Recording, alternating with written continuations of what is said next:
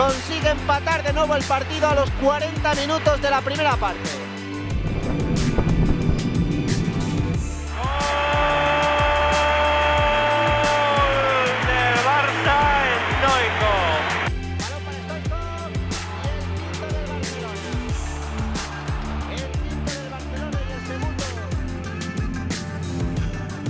Que Dios te protege, todo Barça y todos los... Gracias.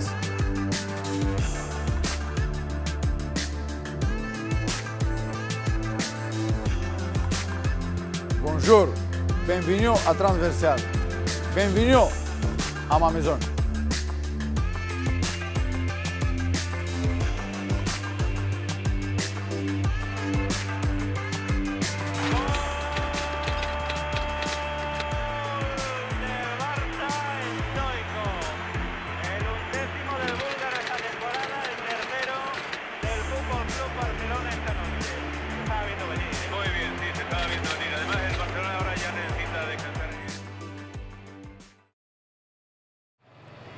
Намираме се в един от храмовете на световния футбол, заедно с една от неговите легенди.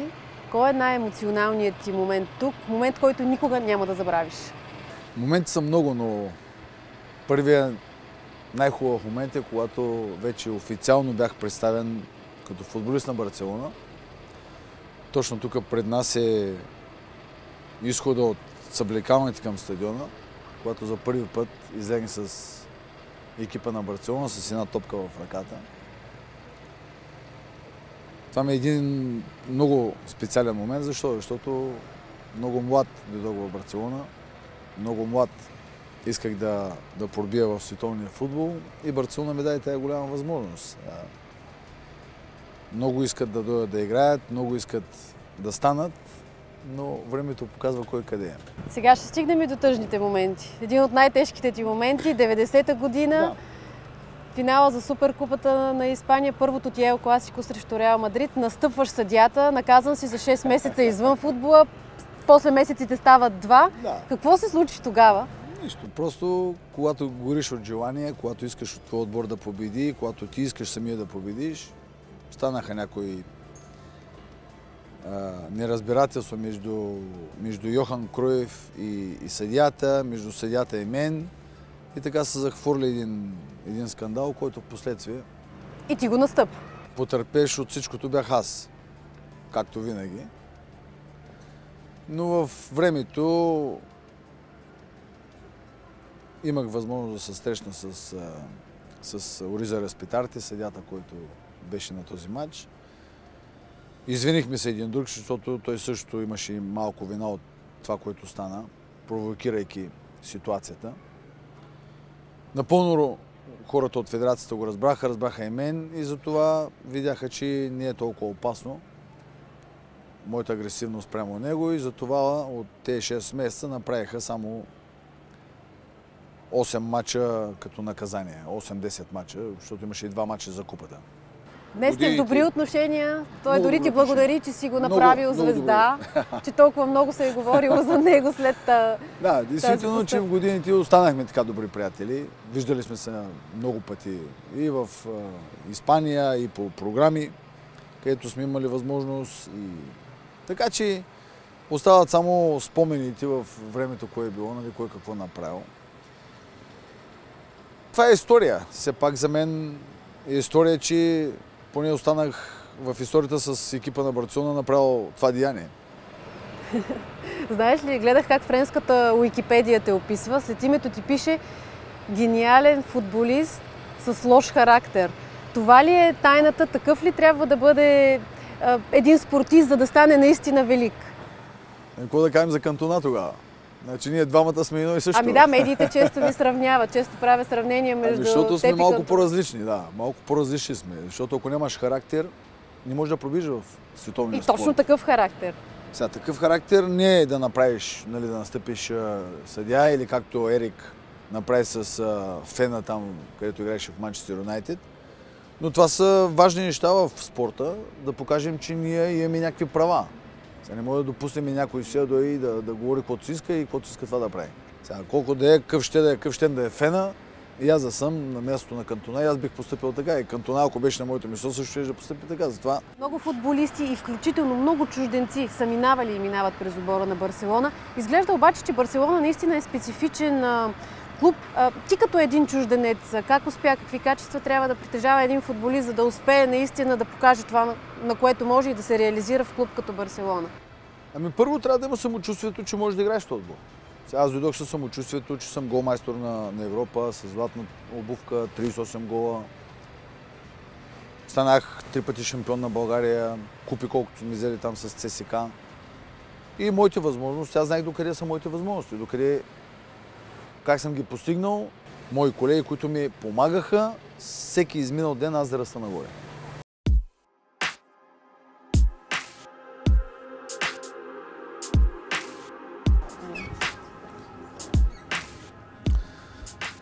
Като влизам в тази съблекална е нещо ново.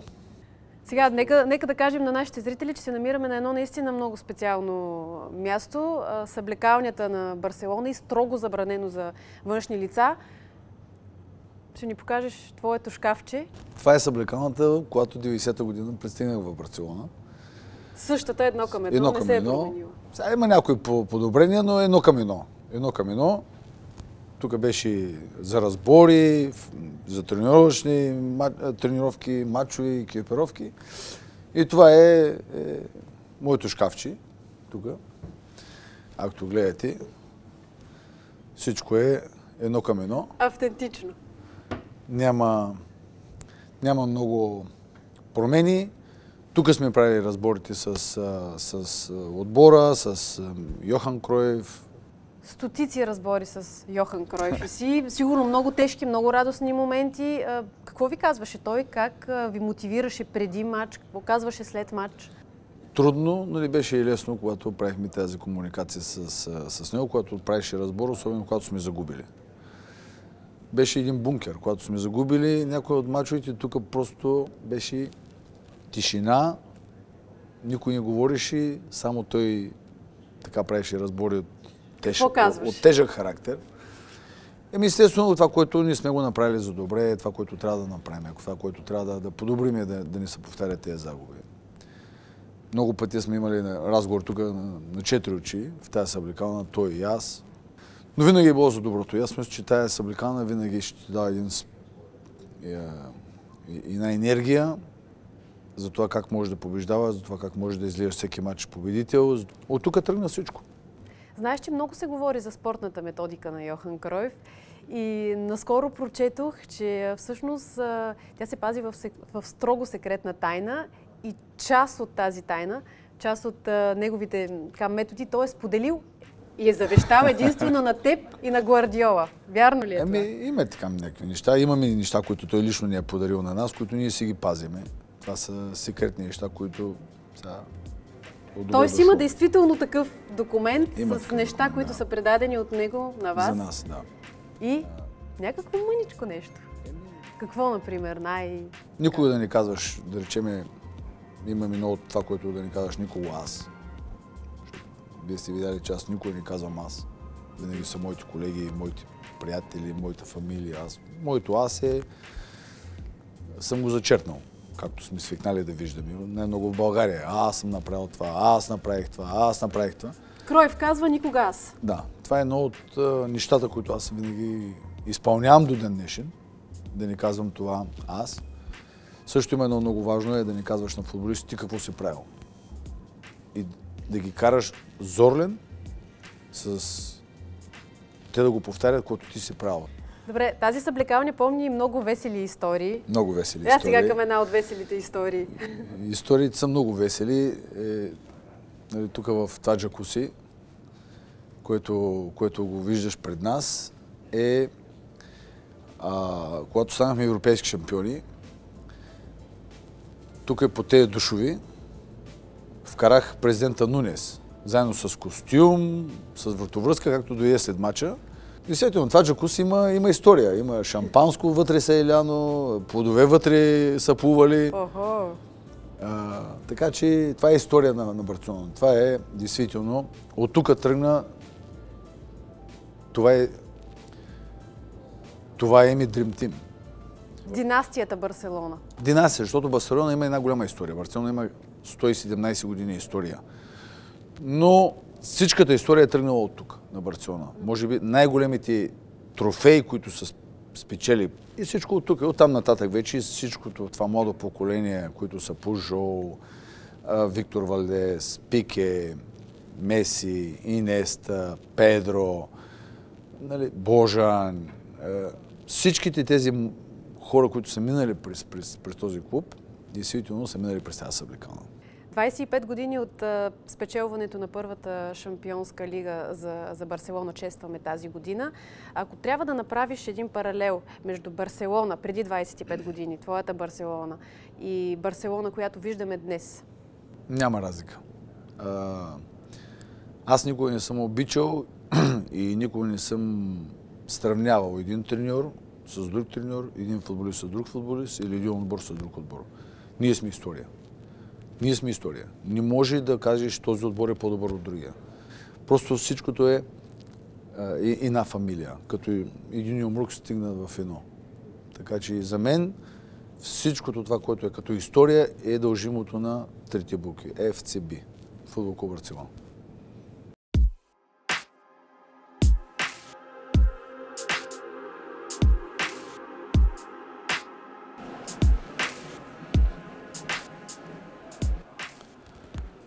За мен това место е много свято, тъй като при всяко ново първенство идваше, нали, поп, само ние, нашия отбор, влизахме тук, пожелаваше много успехи, да вярваме в публиката, да вярваме на самите нас. Тук е едно от свещените места, виж колко е тихо и как говорът е съвсем различен. Аз специално много пъти съм идвал тук преди, почти всеки матч съм минавал тук. Няма матч, който да не съм минал тук, защото за нас това е свещено. Винаги съм се кръстил, защото ми дава вяра, дава ми сила много. За какво се молеше най-вече? Да нямам контузии, отбора да играе добре, да победим и да вкарам гол. Нали, това са по-малките неща, които сме ги искали, да имаме здраве най-вече.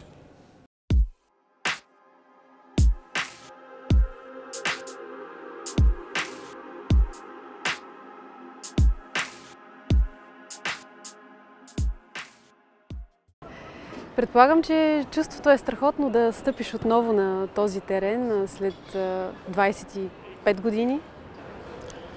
Повече след 25. И повече, да, но нещо невероятно. Точно на тази врата зад мен е първият ми гол с екипа на Барселона. Първа победа на Nou Camp с Барселона срещу Валенсия. И никога не може да се забрави този гол, защото този гол за мен беше много важен. Също така и за отбора да почне с победи в първенството на Испания.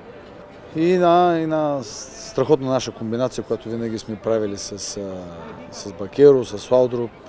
Поведахме в резултата, естествено, че много щастлив, много така емоционално щастлив, защото 120 хиляди на този стадион, първи мач с отбора на Барселона, първи гол с екипа на Барселона. Щастлив ден за мен и за феновите, най-вече за това, че Йохан Кройф ми даде това доверие да мога да започна като титуляр. Смяташ ли, че ако Меси, Неймар и Суар играеха по твоето време, щяха да имат място в отбора? С всички тези звезди, с които ти си играл тогава. Аз никога не съм обичал да сравнявам една епока с друга епока или един футболист с друг футболист. Сега никой не може да каже преди 20 години, нали, дали тези футболисти ще имат место в нашия отбор или ние ще имаме место сега в този отбор. И затова аз казвам, че историята на Барселона е написана в продължение на 117-118 години. Независимо кой играе, независимо какви трофеи е спечелил, независимо колко гол е вкарвал, важно е отбора винаги да побеждава и отбора винаги да играе добре. Важно е феновите да са щастливи и на такъв стадион, какъвто е Камп Nou, 120 хиляди човека, да те аплодират, да станат на крак, е нещо голямо.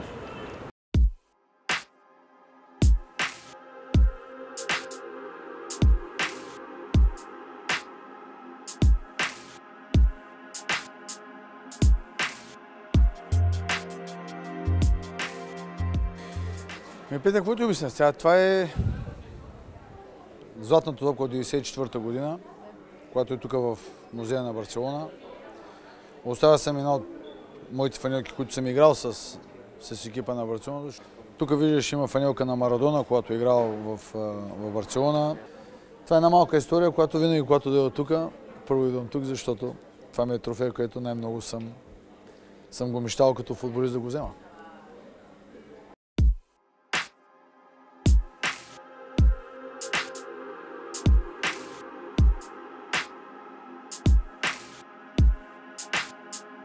Гениален спортист, тежък характер. Христо Стоичков обаче може да бъде и чувствителен и да плаче. Какво може да провокира сълзите ти? Естествено, че има моменти така в моя живот е имало.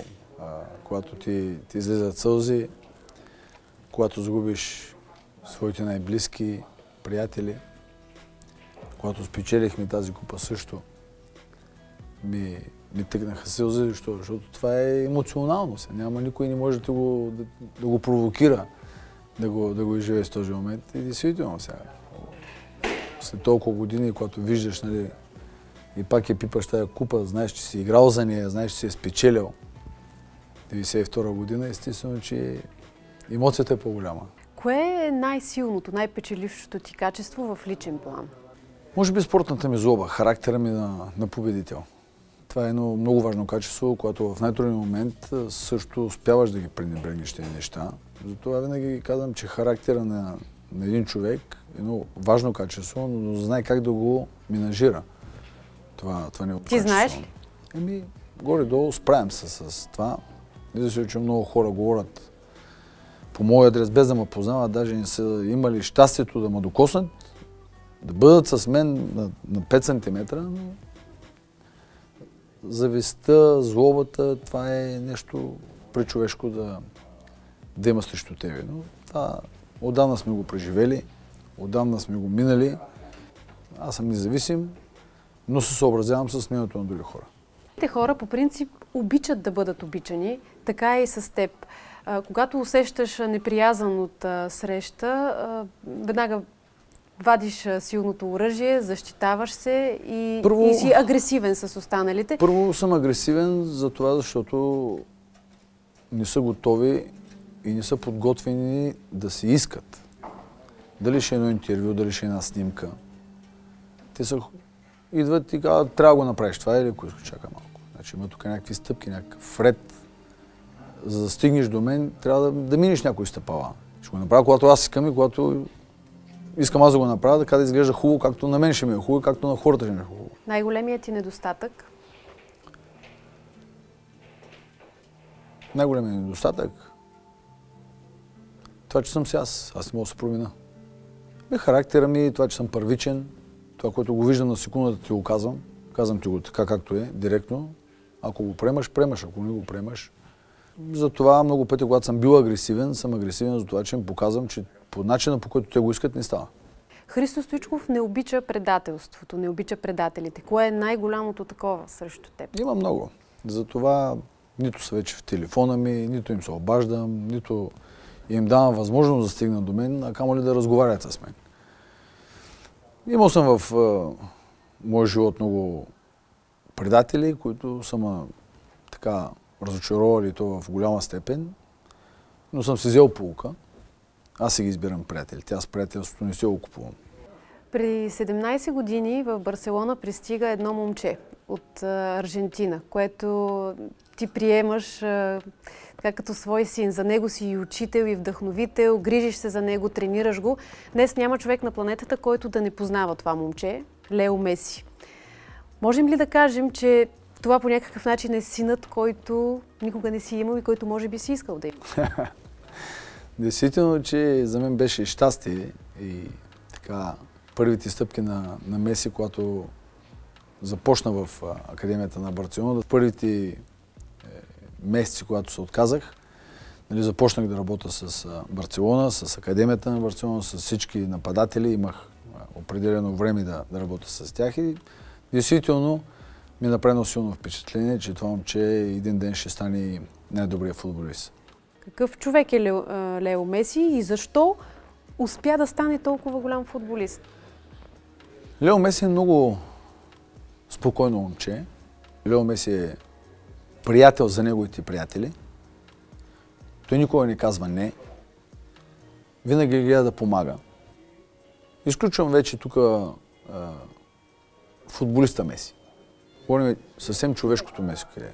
Той се застъпва за много деца, той помага на много деца.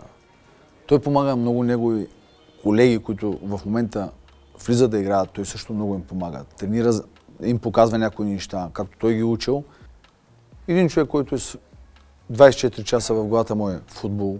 И затова е номер едно. Много пъти сме слушали Кристиано Меси. Обаче Меси го сравняват с Пеле, сравняват го с Марадона, сравняват го с Йохан Кройф, сравняват го с големите символи на световния футбол. Като Кристиано го сравняват само с Лео. Значи това е малко недостатъчното във футбола. Сега, единият е Господ, другия ще може да стигне до някъде. Разликата е много голяма. Много хора са имали възможността да се докоснат до футболиста Христо Стоичков, да го интервюират. Малко обаче са тези, които могат да разговарят с журналиста Христо Стоичков. По-лесно ли е да бъдеш от другата страна на микрофона? За мен е много лесно. Сега изживявам това удоволствие, защото първо в Univision имаме страхотни професионалисти. Професионалисти, които на мен ми помагат всеки ден. Вече обаче разбираш по-добре журналистите, когато задават неудобни въпроси. Ами аз затова избягвам. Мога да го задам, но не искам. Аз самия не искам, защото човека, който е срещу мен, няма да се чувства комфортно. Телевизията обаче не е последната страст в живота на Христо Стоичков. Наистина последната такава се казва Мия и е само на няколко месеца. Естествено, че това е един голям подарък за мен, за Мариана, за моята съпруга, за моите деца, за зетьовите ми, за по-малката сестра на Михаила, Христина. Как обичаш да прекарваш времето си? Няма ден, който да не съм с тях. Действително. Сега съм тук да направя това интервю, но постоянно ми изпращат снимки, просто ми пращат видео, да мога да я видя, да мога да говоря с нея. Единствено, по-щастлив дядо от мен няма. И първата думичка да бъде? Деди. Това е... И памперси знаеш да сменяш? Стараем се. Стараем се да помагаме, колкото повече Михаила и бабата да се оправят. Когато трябва да се помага, трябва да се помага. Когато трябва да са на разходка, повечето са с мене. Когато трябва да е на ръце, повечето са с мене. Така че щастлив дядо съм, щастлив човек, който ми направиха щастливи. Дай Боже и другата щерка след време също да имат деца, да се радват, защото това е най-хубавото. На какво искаш да научиш Мия? Нещо, на което не си успял да научиш и да покажеш на своите деца, защото не си имал и много време. Първо, Михаела и Христина не ги влечеше много спорт. Влечеше ги повече училище. Искаха да учат, искаха да се изучат, говорят много езици, завършиха в Америка. Искам моята внучка да е спортист, което моите деца не можаха да тръгнат по спортния път. Но Мия ще е.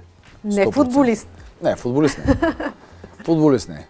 Така че дали ще е тенис, дали ще е голф, някой от този спорт. Вече си я водил на голф.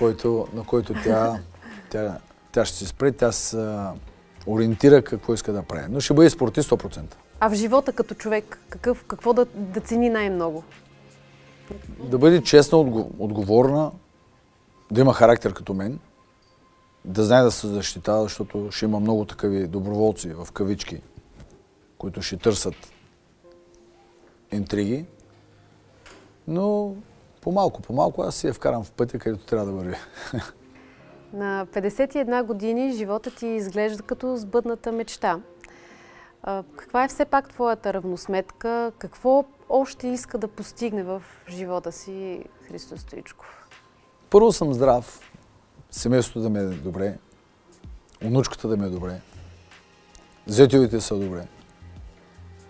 Действително, че в годините преживях тежки момент, когато баби и дядовци ни напуснаха, лекен пръст, татко ми преди няколко години ме напусна. тежко се преживява, но успявам да запазя това хладнокръвие. Знам, че той има гледа от някъде. Знам, че татко постоянно искаше това да се докосне до европейската титла, до златната топка, до златните обувки. И това ще е. Какво си пожелаваш за следващите 50? Аз съм казал, че първите 50 ги минах с завършено 10. Първите 50 бяха повече на стрес. Всеки мач трябва да биеш, кое интервю как ще отговориш, то къде те снима, От тук нататък... Вторите 50? Вторите 50 ще са... Забавление. Забавление, така както аз се го искам. Не както на някой им се иска да бъдат.